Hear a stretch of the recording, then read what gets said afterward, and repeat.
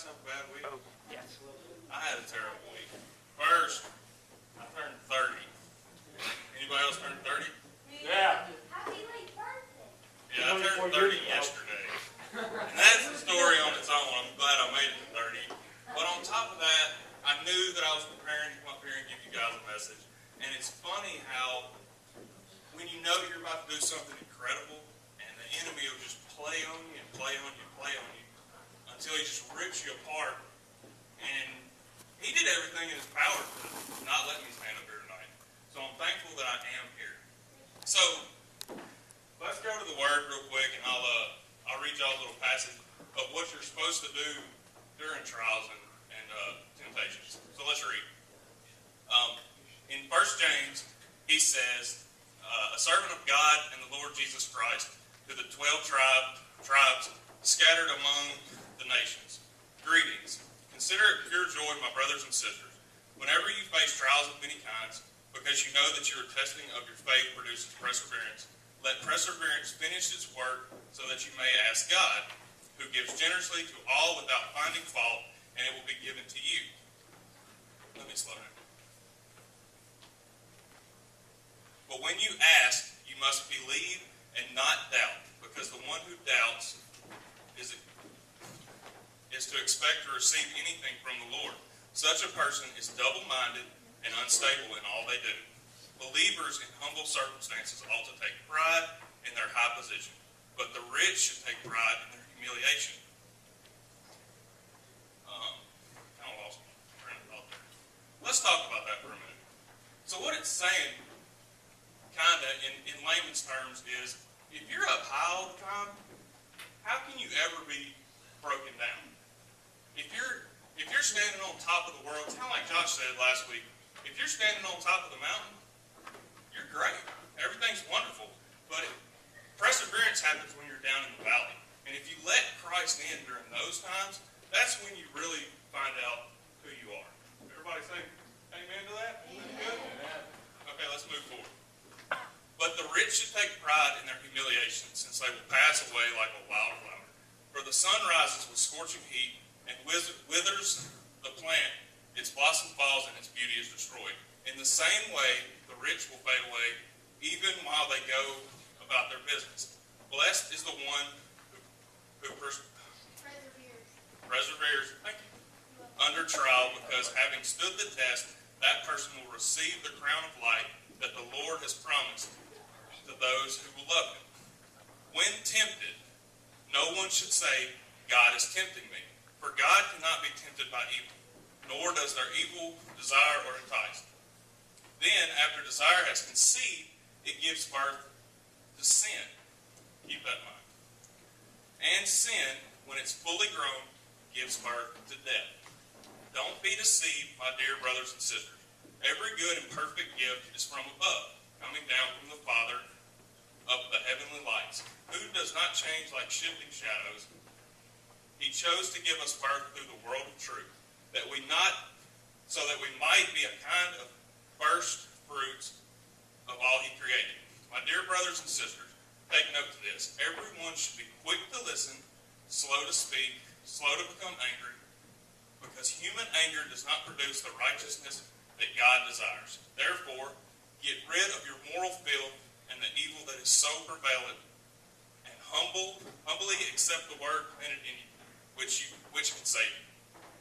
So let me tell you a little bit about what I went through in my life. First of all, when I was a little kid, I was always that kid that studied baseball. I was sitting in front of the TV every time the Braves were playing. Yes, sir. Chipper Jones was mad back then. Yes, he was. So yeah, I was a little kid that it was kind of bred into me that I was going to play baseball for the rest of my life. So throughout that time, I was practicing and preparing myself to play high school and beyond as being a school athlete. So I get to high school. Luckily enough, I made the high school baseball team when I was in 8th grade. This whole time, like I said, it's bred into me. This is what you're going to do. You don't have a choice. Everybody's known it since you were a kid. You got a nickname from it. You're good. Just do it. So I did for 4 years. 4 years I did nothing but play baseball, practice, study it. Didn't do well in school. So I thought, probably going to go off and play college baseball. I'm not good at anything else. Might as well play college baseball.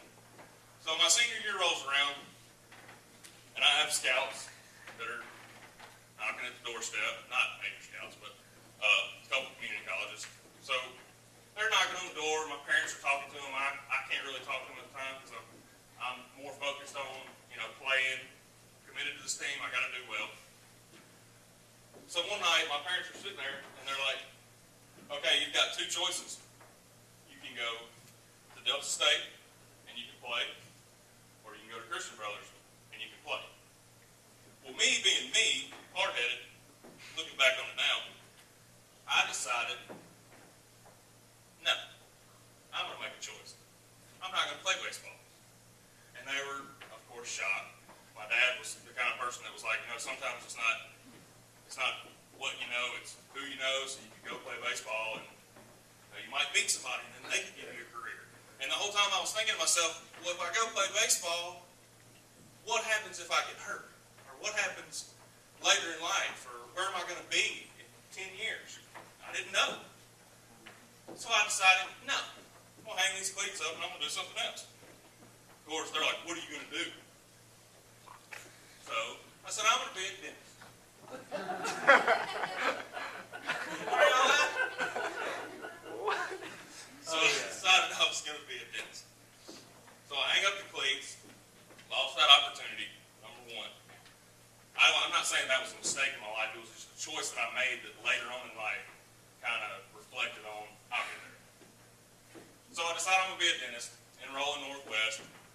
I get grants, money, everything. And let me just stop and say this. It's really hard to come up with a sermon for a 30-year-old man. And most of y'all are like, what, 15? So y'all haven't even been through any of this yet, but you will. So I enroll in Northwest. And just like Dad said, I didn't make it but 2 years. Didn't finish. Decided that money was more important than books. Yeah, I mean, it's funny. The world's all about money, right? You gotta have money, you gotta have money, you gotta have money. Well, I'm out here on my own. I got a little change in my pocket now, and I'm like, well, if I work a little harder, get a little bit more money, right? No. I'm getting there. So I find a job. The guy I played baseball with was a supervisor. Find this job, second shift. I'm going to school full time, trying to be a dentist. And I'm working second shift, so I'm going into work at like 2 o'clock. So I'm going to school keep in mind, I'm going to school from 8 till 12, doing my homework from 12 to 2, going to work at 2 and getting home at midnight, and all my buddies are at the bar. And I'm like, this is terrible. So, flunked out of school. Second mistake. Didn't play baseball. Could have been an opportunity. Flunk out of school. Lost opportunity number 2. So at this point in my life, I'm a pretty big failure, right? Well, going back to all my buddies are at the bar. So I get home from work and didn't have schoolwork to do anymore. And I got all this money in my pocket. I'll just stay out all night. Drink beer, do whatever. Have fun. Number 3. Well, that point comes along, and by this time I'm 40 or 50 pounds overweight, pretty much broke other than beer and potato chips. Yeah. And I want to go back to verse 14 if you can, John. You got that up there for me? It's there. Okay. If y'all want to look at this in your notes, this is a really important thing because this is kind of what I'm getting to in my story. Verse 14 says, but each person is tempted when they are dragged away by their own evil desire and enticed. And then 15 says, then after desire is conceived, it gives birth to sin, and sin, when it's fully grown, gives birth to death. So like I said, I'm hanging out in these bars and get involved with some things that hopefully none of you are involved with. But I was doing things wrong. At this point in my life, I'm as far away from Jesus Christ as you could possibly be. I knew who he was. I said the little prayer when I was a kid, and I thought, I'm saved. But I wasn't following what Christ had put in line in my life. He gave me an opportunity to be a talented baseball player, and I stepped away from that to do what I wanted to do. And then he gave me an opportunity, and I probably could have done it, to be a dentist. And I stepped away from that in my life. Well, while I'm hanging out in these bars and doing whatever, I decided that it would be a great idea. I'm making good money, got insurance, got a little money in my pocket. I'm going to move out. I'm going to move out of my parents' house, out of their ruling. Because they weren't giving me rules. By this time, I'm 20 years old. They weren't giving me rules, but, they didn't like me coming home in the middle of the night and sleeping until 2 o'clock in the afternoon until I had to go to work. They didn't like it. So, I get this money, and I'm going to move out, and me and a buddy are going to get a house together. And keep in mind, I'm coming off of a terrible, on top of everything, terrible relationship. Something I never should have been involved in my whole life. So I move in with this guy. And through this time, which hopefully none of you have gotten to in your life yet, hopefully you never do, but little things like power drinking and binge drinking and smoking a little pot and things like that, that's all gateways. That's all gateways to what else is going to happen. That's just well, I can get this drunk, this high. But what about this? What's that feel like? And the whole time, I'm walking further and further and further away from Jesus. Well, when all this happened, like I said, those gateways opened up. Well, a little drug called cocaine came around. Hopefully, none of you have ever seen it. So, one night, we're all sitting around and, drinking, having a good time, partying, whatever. And I'm feeling like the biggest failure you've ever laid eyes on. Ruined my life, didn't play baseball, flunked out of school. Now I'm just a working 20-year-old with nothing to show for it. Feeling sorry for myself. Sure, I'll do a little coke. So that happens. These gateways are pushing me further and further and further away from God. At that point, I felt kind of like God was just walking around me, telling me everything I was doing wrong. And at that point in your life, at some of your point in your life right now, you feel like everybody around you is telling you what you're doing wrong. But in all honesty, all the truth comes from God, even though you don't want to hear it right now. So I'm struggling, basically. I'm broke. I've done spent all my college fund and all the money that I was making, plus some, plus borrowed, plus all this. And now I'm a failure from school. I'm a failure from baseball. I'm living on my own. I'm broke. And I'm a coke addict. Wow. How can this guy be standing up here in front of y'all, be an ex-coke addict, an ex-failure, and stand here and tell you that all the answers are right in front of him and it's free? So about a year goes by, a blur to me, because I have no idea what's night and what's day, and what's work and what's play, and just everything. But it's funny, I told you I had a bad week, but it's funny, I watched an ESPN special, or not ESPN, SEC Network, go SEC by the way, Hell State. I watched an SEC special on Steve Spurrier yesterday. And does everybody know who Steve Spurrier is? Nobody? He was a Heisman Trophy winner, and then he went to Duke and coached Duke, and then he went to Florida, and then he went to South Carolina, and he's an existing South Carolina coach right now. So this old man, cool old man, he said something I'll never forget. He said, let me make sure I get it right. Those that are in their deepest need are the easiest to lead. So at this point in my life, like I said, I'm broke, busted, and disgusted, and I have nothing left. I'm thinking that I'm going to die in 6 months. And nobody's going to care. I'm just going to off the earth. But God had a plan for me. And one day actually, I was coming home. I'm a huge duck hunter. I was coming home from duck hunting. And I was actually lining up some things that happened later on in the night. And a good friend of mine that lived across the street from us, by this point I moved back in with my parents, so I couldn't pay my rent anymore. stopped by a friend of mine's house, and lo and behold, this little cutie's there. My wife now, by the way, that cute. So we get to talking, and she's cool. She doesn't like macaroni and cheese, and yada, yada, yada. Long story short, 6 months later, I haven't touched cocaine. I haven't been binge drinking. My parents actually saw my face, because I'd show it to them. And we're engaged. And you quit smoking. And I quit smoking. Started doing another quit. So yeah, Kayla comes into my life. And when Kayla came into my life, there was just something about this chick. I mean, you ever know when you meet somebody and you're like, yeah. She was that. Yeah. She was cool. But she lived 3 hours away, which was a blessing in disguise, because little did we know that would keep me from binge drinking and doing all these other things for however long it took me to drive down there to see her. So we start dating and everything, and like I said, we got engaged June 17, 2007.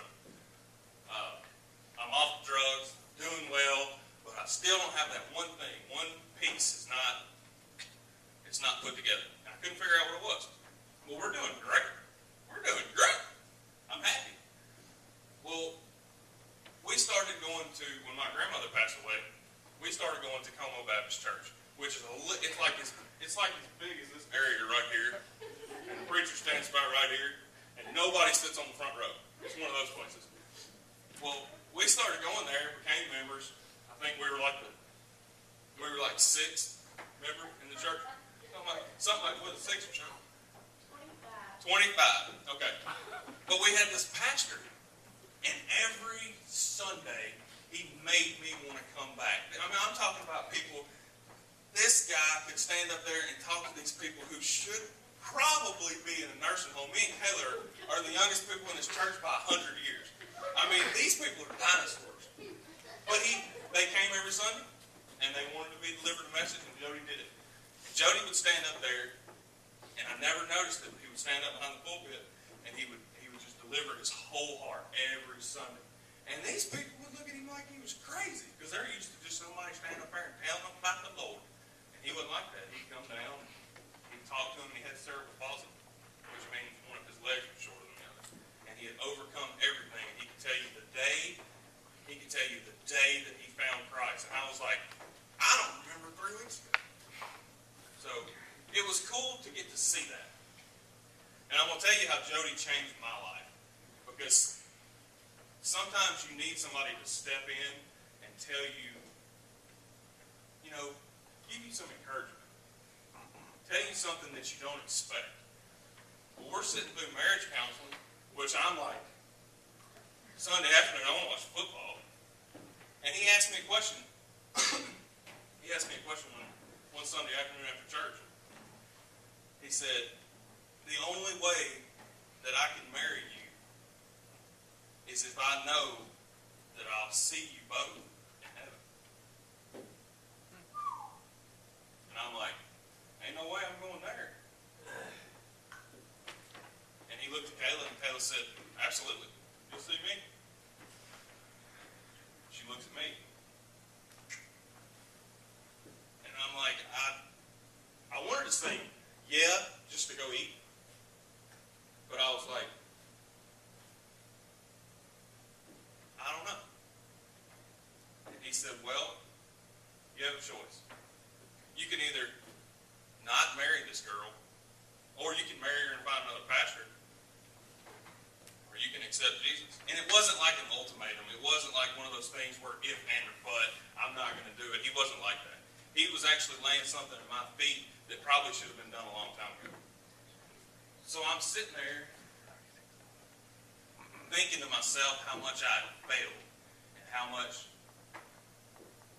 I had done wrong to certain people and how much I begged, borrowed, and stealed, and how much, just felt terrible about myself. Once again, feeling sorry for myself. But he said, Ryan, if you're going to do this, you can't look at it like you've been looking at everything your whole life. Which at that point in my whole life, a coach tells you to do something, and if you don't do it right, they reprimand you and tell you, this is wrong. Do it right. something, if a man stands up next to you and tells you he wants what you got, you fight him. That's how I always was. That's how I was brought up. And he said, you're going to have to submit. And that's the first key word in y'all's notes. You're going to have to submit. And what he meant by that, let me give you the definition. All right. It says, how are we to submit to God? And the answer to that is, in all the New Testament incidences where the word submit occurs, the word is translated from the Greek word hupotasso, and that's country. The hupo means under, and the tasso means to arrange.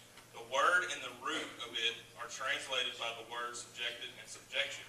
The word's full meaning is to obey, put under, or subject to, submit oneself unto, put in subjection under, or be under obedience or obedient to. The word was used as a military term meaning to arrange troop divisions in military fashion under the command of a leader. This word is a wonderful definition of what it means to submit to God. It means to arrange oneself under the command of divine viewpoint rather than to live according to one's old way of life, based on human viewpoints. It is a process of surrendering our own will to that of our fathers. So he's sitting there telling me I have to submit. And I'm a guy. And I'm like, I don't want to. Simple as that. I didn't want to do it. But he's like, you got to quit thinking about it like you have everything in your life.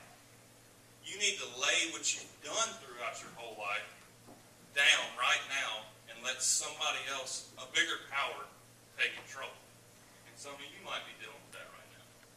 Some of you might be dealing with something, something as simple as drama or gossip or Facebook. That's where a lot of that occurs, by the way. Stuff like that. You might be dealing with something as small as that, and you've got to know that you can just lay that down and submit yourself to what Christ has in store for you. So the second word, after we submit, then what do? Then you serve.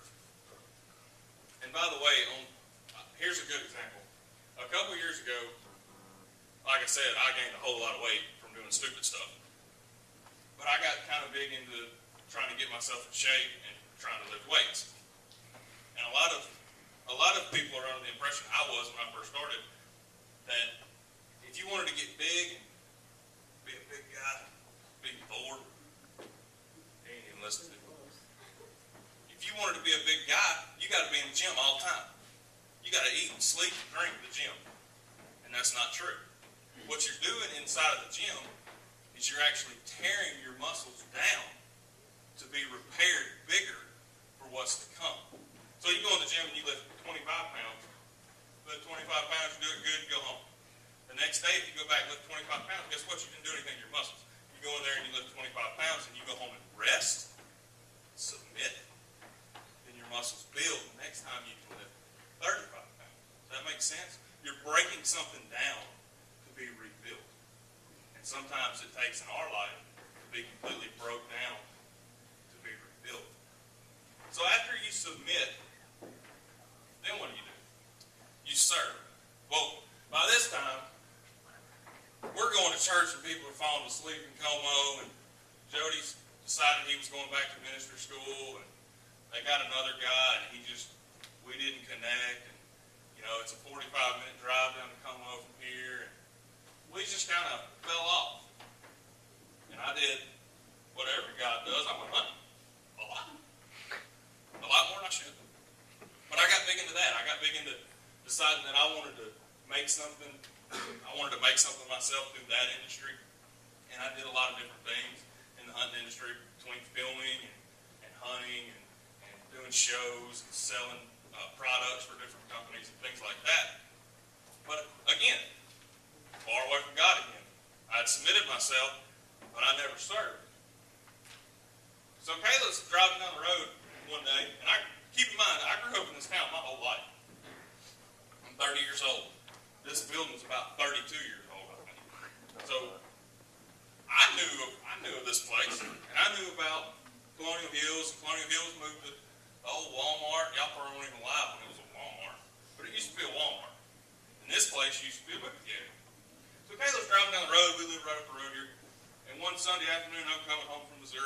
and everything. And she's like, I went to church today. And I'm like, you drove to Como? No. I went to South Point. I'm like, where's that one? Getwell? Because all the churches are in Getwell. She's like, no, it's right up here, right up the road. Here, right there. We're passing, we're going to Dale. It's right there. I was like, that place is disgusting. Why are you going in there? Did the floor stick to your shoes? I mean, I'm like totally dogging this place out. And she's like, no. And it was actually really good. I think that you get something out of it if you win. So I'm like, okay. Well, I hunt every weekend, so I'm not going to church there. Well, a couple weeks go by, and she's coming home from South Point, telling me all these great things about Craig. And she showed me a picture of him, and I'm like, okay. He looks like Howard Stern. That guy's in preaching? And she's like, yeah, I really think you should come. I was like, all right, whatever. If it'll make you happy, I'll go. So we show up. We showed up the day that we came, when I came for the first time, it was Connection Group Fair. And I'm sitting in this audience, and it's like Pearl Jam playing, and then this guy who's standing up there running around the stage, jumping all around, and telling me about God. And I felt like I was sitting in college. And I was like, this is kind of cool. And I really like Pearl Jam. So I'll come back. Well, little did I know, I guess my wife, being the incredible person that she is, she had already spoke to Craig about me. I don't know what she said, because I had a past. But she told him about me. I guess they had talked. We go outside, and this Connection Fair set up, and I'm looking, and I mean, Pearl Jam's playing, Howard Stern's preaching. I walk out in the lobby, and this cat has 6 guns laying on the table at church. I'm like, this is heaven. So I walk up, and Greg's standing there, and he's doing a connection group. I mean, so y'all would know, he just didn't have guns like in his pocket. He was doing a connection group for shooting. Yeah. Yeah, it was, Tommy knows. And he's like, he stops who he's talking to, whoever he's talking to, and he looks me dead in my eyes and says, hey, Ryan. I'm like, hello, Howard. And, I mean, me and his friendship started at that point. And I went to a couple, as much as I could, I went to a couple different shooting groups with Craig, and we became really close. Well, like I said, at that point, I wasn't serving. I was really just getting to know God for the first time in my life. And one Wednesday night, first Wednesday, I came to church, and first Wednesday was always for the people who were the leaders of the church. They got to worship on Wednesday night. So first Wednesday was a time when everybody who got to work through Sunday got to do their thing on Wednesday, and it was really cool. Well, we're here, me and Taylor are here, and as soon as I walk in, there's a camera. And like I said, I used to duck hunt and film hunts, and I'm like, yeah, I can run that thing.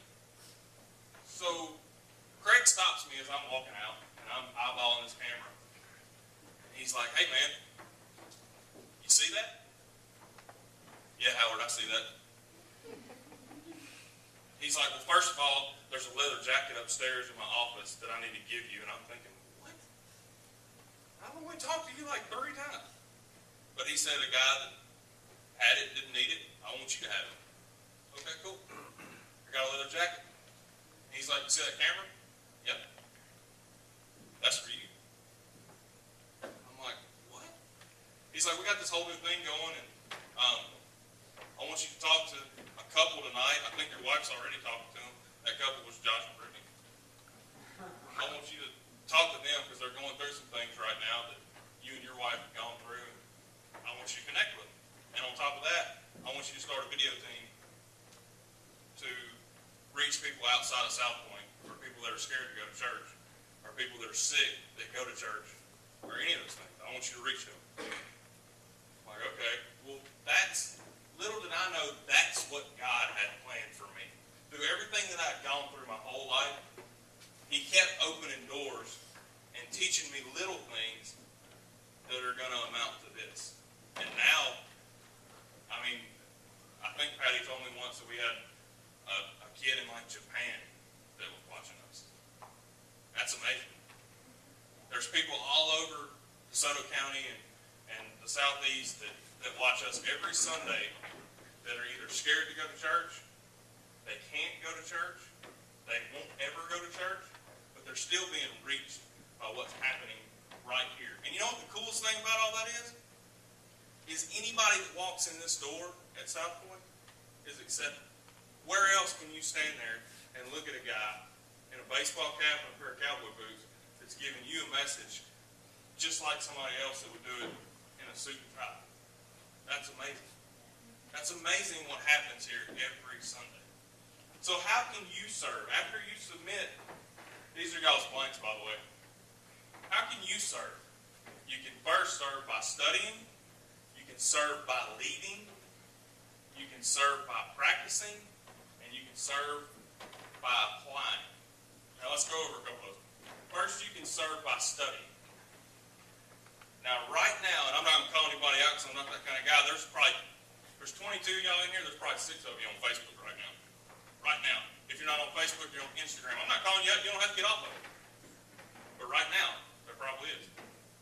Now think about this. How many of you have a Facebook? Woo! Facebook's awesome. How many of you spend more than 30 minutes a day on Facebook? Oh, it's okay. You're not in trouble or anything. I'm just asking. Because I do. I spend a lot of time on Facebook. Every break I have at work, when my little kid's screaming at me, I just, whatever. Okay. How many of you spend more than an hour on Facebook? Okay. How many of you spend 10 minutes or less? That's good. Okay. Well, your first thing that you can do is you can serve by studying. Now, this is how I found what Christ had in line for me. And this might not work for everybody. But right now on your phone, I bet you can go to the Apple Store or Amazon Prime or whatever platform you're running off of, and you can find a little app called the Bible. They still make hard copies. Craig preaches about it all the time. They're books, and they have pages and words. And you open them. But technology's come around, and you can get on your phone, and you can read the Bible. And they actually have a thing called a 90-day challenge. Is everybody still with me? That's 90. That's 3 times as old as I am. So yeah, there's a 90-day challenge. I did it. You know how long it took me to read every day? 3 months. 3 months out of my life. Still on Facebook every day. You know how long it took me? 13 minutes a day. 13 minutes I read the Bible in 90 days from front to back. And it was amazing what's in there. There's stories, and there's people, and there's animals. And guess what there's not? There's not a lot of drama that you're going to get on your 13 minutes of Facebook. There's not. And if you ever find any drama in the Bible, right after that, guess who comes along? Jesus, and he tells you how to fix it. Isn't that cool? The second thing you can do is you can serve by leading. After you get in your Bible and you study it, you can lead. God gave each one of you a talent. Every one of you. You, me. He gave everybody a talent. And you can lead something.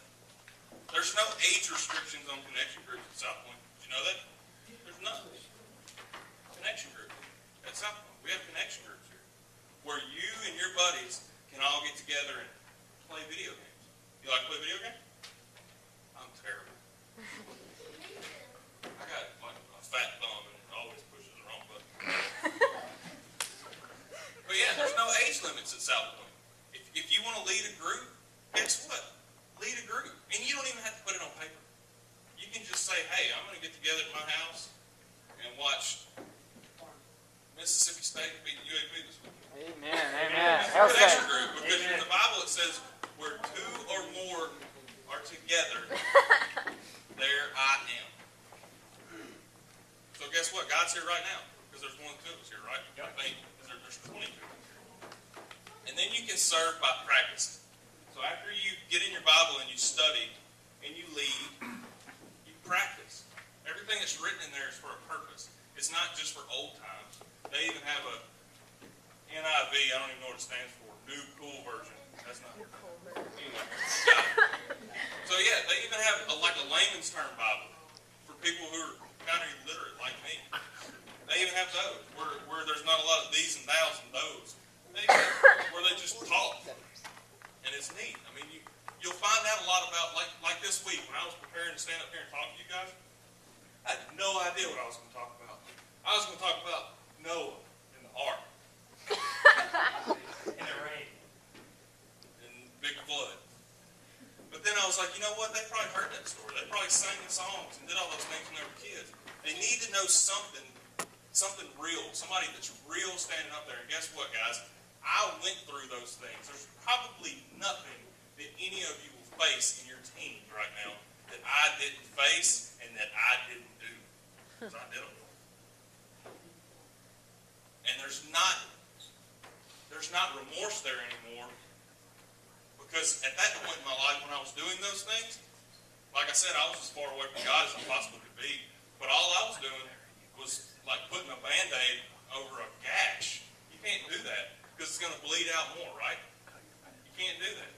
If you cut a water hose and stick your finger over the top of it, guess what? It's going to spray out both sides. And that's what I was doing. All these sins were just pouring out of me. And I wasn't doing anything but, oh, what am I going to do? I'll just drink it over here. I'll blow another line. And it'll fix it. And then when that wears off, guess what? I'm doing the same thing over again. That's real. That's real life struggle. That's not no P. Diddy rap struggle. That's real life struggle. And society today tells you guys that you need to make more money, make more power, because I'm going to be a baller. No, you're probably not. You're probably not. I mean, you might. This guy might. He's already balling with his swag. But you don't have those things. Guess what? Just like it said in the first couple of verses, those things are going to wither away. If you make more money, guess what? You're going to have more problems. And getting away from the little drama things like that you're seeing through Facebook, which I'm not telling you to get off Facebook. Facebook's cool. But just step away from some of those things that are hindering you from Christ. Whether they be big, like I had, or small, like Facebook. If you're quick to run to Facebook and tell Facebook all your problems, you could be really quick to get down on your hands and knees and tell Christ your problems. And that'll fix it. Preach. That'll fix it. You putting on Facebook, I can't stand my life because it's terrible and I don't know what I'm going to do and how many likes am I going to get? That ain't fixing your problems. That's putting a Band-Aid over a gash. That's letting everybody else in on your life when you need to be letting Christ in on your life. That's pretty much all I got. Serve by applying. Once you lead, once you serve, once you get in the Bible and learn it, serve by applying. Let others see Christ through you. Amen. Let your actions speak louder than your words. I'm not your daddy and I'm not your mama. But that'd be awkward. Let what Christ has in you, your talents, what He's put in you, because we're all different. I can't play guitar. I want to. I can't. You might be able to. Apply that. Use that. Teach somebody else if you know how to do it. But use it for the good.